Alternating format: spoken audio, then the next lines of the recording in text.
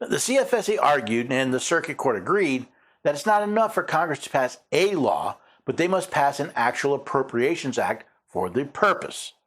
The Supreme Court disagreed.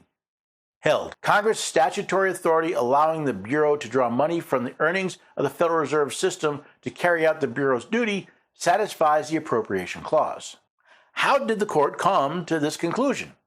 Under the Appropriations Clause, an appropriation is a law that authorizes expenditures from a specific source of public money for designated purposes. Okay, so far the court is correct. An appropriation in this context is a law that authorizes expenditures from a specific source for a designated purpose. Sadly, though, the court's decision quickly goes off the rails. The Bureau's funding is drawn from the Treasury and is therefore subject to the requirements of the Appropriations Clause. Except the CFPB's funding isn't drawn from the Treasury. It's drawn from the Federal Reserve, a semi-executive agency. The court recognizes that under the Appropriations Clause, an appropriation is a law authorizing the expenditures from a specific source, but that source must be the U.S. Treasury. So does the CFPB funding even raise an appropriations question? Since the Dodd-Frank bill that created the CFPB appears to have been attempting to find a funding source that was not up for regular congressional approval, we have to wonder why. I believe Justice Alito gives us a clue in his dissent. Since the earliest days of our republic, Congress's power over the purse has been its most complete and effectual weapon to ensure that the other branches do not exceed or abuse their authority.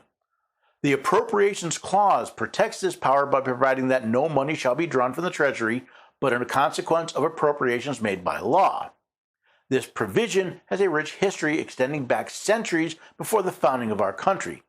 Its aim is to ensure that the people's elected representatives monitor and control the expenditure of public funds and the projects they finance, and it imposes on Congress an important duty that it cannot sign away. Any other course would give the executive a most dangerous discretion.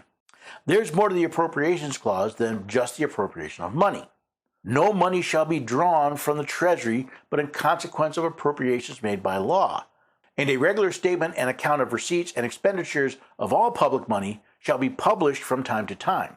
While the Treasury is required to regularly provide a statement and an account of all receipts and expenditures, the Federal Reserve is not. From the Federal Reserve website, the Board of Governors and the Federal Reserve banks annually prepare and release audited financial statements reflecting balances as of December 31st and income and expense for the year that ended. The Federal Reserve Bank's financial statements also include the accounts and results of operations of two limited liability corporations that have been consolidated with the Federal Reserve Bank of New York and one LLC that has been consolidated with the Federal Reserve Bank of Boston.